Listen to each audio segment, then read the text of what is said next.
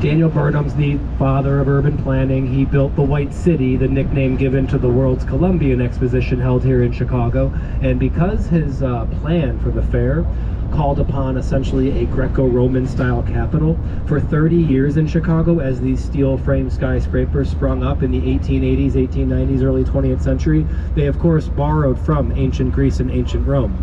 A prime example of this, what's called Beaux Arts, French for beautiful arts, that's B-E-A-U-X, Beaux Arts. A great example of this is a building from 1909 that Daniel Burnham built. It's called 175 East Jackson Street. To find it, go out there to the forward right beyond the trees. See those nondescript brick buildings?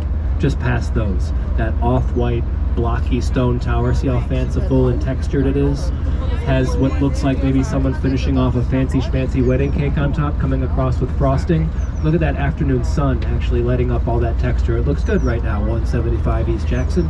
And notice the Ionic style columns up there. Those Greco-Roman columns are indicative of a temple. Of course, it's not supporting anything out there, just decorative. And a lot of the buildings will have columns on top like that, and they'll have columns at the base. The base and the cornice will be decorative. We'll see a lot more of this. I'll show you Spanish, French, Gothic, inspired Italian revivalism later on. And then watch and enjoy how things shift. Just beyond the lovely couple here crossing Harrison Street, in the distance beyond 175 Jackson, see that statue on that limestone building? That is a beloved Art Deco structure from 1930, the Chicago Board of Trade. Designed by Halliburton and Root. Right away you'll notice Art Deco is very different. The buildings are taller, they're streamlined, no more columns, no more old school stuff. This was like the futuristic thing. This was the next generation thing. Think about the 1920s and 1930s when Art Deco buildings went up. Women's suffrage movement, the market's hot, prohibition, gangsters, bootlegging. Yeah. Right? Yeah, the CBOT and other buildings like it captured that attitude, the ribbon windows, the verticality, the elegant setbacks. See how the building steps away from the city streets? And then historical accents with Art Deco. The statue up there, her name is Ceres. Ceres is the Greco-Roman goddess of grain. She pays tribute to the fact that the Chicago Board of Trade originally was a grains exchange. Some of y'all might remember the CBOT from the Batman movie, The Dark Knight. Others of you may remember it from the 1980s movie, The Untouchables. Yeah, showing my age. What's up, 80s kids? Yeah, the world is ours now. Yay, enjoy. Have the cameras out, everybody. I want you all to get pictures. Get pictures of the tallest skyscraper in Chicago. Built in 1974, this tall, black, boxy building with the white antenna is a good example of modernism. Mid-century modernism, dark black boxes, modernism founded by Mies van der Rohe, a man from Germany. We call them Miesian black boxes. This tower, though, was built by Bruce Graham with Skidmore, Owings, and Merrill. It stands 1,451 feet in height, 110 stories tall, the 23rd tallest building in the world. You know it, you love it. It is the Sears Tower. Nice job, y'all. Yay! You can stay. It's the Sears Tower. It is now called, of course, the Willis Tower, which is interesting because nobody calls it that. Yeah, those are fighting words. I will fight you. In my beach outfit that I wore today. Yeah, very threatening. Now, look to the right. You'll enjoy this. This next tower is overdone to a boorish extent. Look at the red and pink granite, the glass and steel, the octagon-shaped tower in the middle, and the bundle tubes at the extremities. See how nothing about 311 South Wacker Drive is a simplistic dark black box? In the postmodern era, buildings like 311 Wacker would have called upon all that material. Even crowns on top that they light up bright white at night. We call the building the Crown Building. We call it the White Castle Building. 311 South Wacker, the red and pink granite on it, that all came from Texas. What's up, Texas? Yeah, a lot of yous. What's up? Welcome, welcome. And as we continue northbound on the South Branch, I want to bring you back to the Sears. I want to show you how it was built. A man from Bangladesh invented how they built the Sears. It's called bundle tube construction. Nine separate skyscrapers comprise the Sears. It's a 3x3 configuration. See how only 2 of the 9 towers go all the way to the very top? Bundle tube construction was invented by Dr. Fazlur Khan, yeah, the engineer on the building from Bangladesh. The way that the way he illustrated this to Skidmore, Owings, and Merrill was by holding a fistful of 9 cigarettes. delicious and deadly, the Sears Tower. Smile and wave at those glass boxes up there. There are people in those boxes taking your photograph. That's called the ledge. Have you been? Yeah, when you go, nothing separates you in over 1,300 feet down but about 1.5 inches of glass. The Sears Tower can sway 18 inches in either direction. There'd be no structural damage. The most it ever swayed was 6 inches, and that scared the bejeebus out of people. Homies of mine who work on the upper floors say they watch office doors open and close often, as a 3-inch sway is common. So the man who built the Sears Tower, Bruce Graham, in the 70s, in the 1960s, he built these. Can you appreciate how these are also just little modern style buildings from the 1960s? Theoretically, if you added 7 more buildings like these to these 2, you'd have your 9 in your little 3x3 configuration. That's what they did later in the 70s when they then stretched them into towers to build the Sears. Now, Gateway Centers 1 and 2 are truly those measy and dark black boxes. I call them corporate soul crushers. Look how modernism, see how the box imposes its will on the property? The same way a corporation will impose their will on your soul for decades. And then to kind of begin to enjoy this stuff and to kind of see the layers of time and the different materials, Daniel Burnham, who I mentioned earlier, very influential, the White City, 1893. He even laid out the plan of Chicago, 1909. Roadways and public buildings, Buckingham Fountain, Navy Pier, just to name a few of the things in his plan. Anyway, see that massive warehouse out there with the clock tower on it made of brick?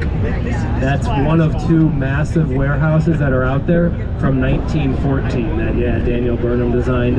It used to be home to a catalog company. They kept their wares for the catalog company in that building. Now also check this out, you'll see how deliciously 90s the Boeing headquarters is. Straight ahead of us you'll see the architectural spire and clock on top, the Boeing symbol. See the overwhelming configuration of the building? Yeah, it's deliciously 90s, designed by Perkins and Will. Kind of a fun thing too here for you all. On the 13-story portion there's those trusses on top, that cross bracing. Those 5 trusses are actually a cantilever system that's holding the building up over the switching tracks that are there. The Metro and Amtrak trains that run underneath there disallow caissons to be installed in the southwest corner. So yeah, that building's being held up with those trusses above. And this one you'll love, to our left, look, it's modeled after the Sphinx.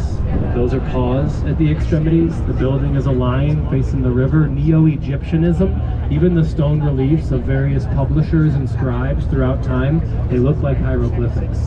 Neo-Egyptianism on our very beautiful Daily News building from 1929. It's by Halliburton and Root, the same firm that did the Chicago Board of Trade.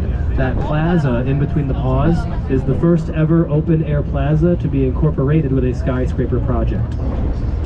Publishers and scribes on the facade of a building, yeah, it's an indicator of what's going on inside the building. In the Daily News building, they were making newspapers.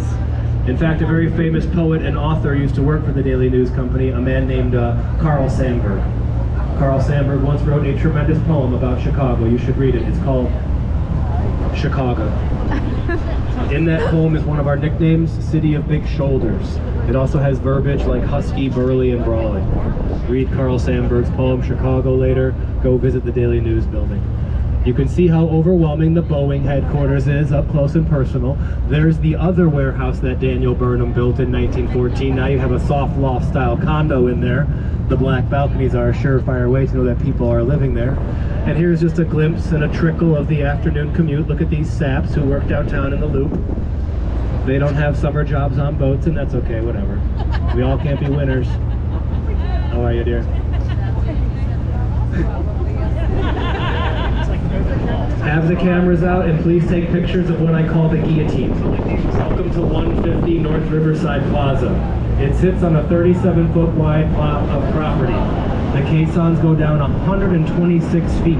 That's the deepest anybody's ever gone to build in Chicago. The caissons for this building are actually socketed, anchored. They're socketed 6 feet into the limestone, which is the bedrock beneath us. This thing's actually anchored to the earth. The top of the building is 66% wider than the base of the building, and it was the specifications of the property that led to the building looking this way. On the other side of the building are Metro and Amtrak train tracks. You can't build into that. And in Chicago, you legally have to have a river walk. That ate up 40 feet of space on the water's edge, leaving Getch Partners with 37 feet to build. Hey, guess what? Watch your head. at Lake Street. The first of several low bridges, I'll announce them. We guard the stairs from those of you who are coming up as we approach the bridges. We cleared that okay. I'm 6'1", use me as scale. We're in this together. And then as you leave the South Branch behind, which is a great place to see the commute and some good examples of architecture, look at the Adirondack chairs here to the right. That beautiful work of art to the right is actually a bunch of Chicagoans. It's called The People in Your Neighborhood. You can see a lot of contemporary structures here at Wolf Point. This is, of course, the confluence of the three branches of the Chicago River. A lot of our history resides at this location. People have lived here for a long, long time. Potawatomi, Miami, Illinois, Algonquin groups, early settlers in Chicago lived along these banks.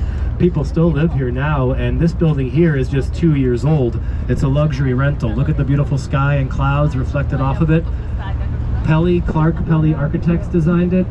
If my life circumstances shift dramatically, I do want to live here. I've been eyeballing a broom closet on the lower level. The building has actually a third floor indoor-outdoor pool. See that third floor deck?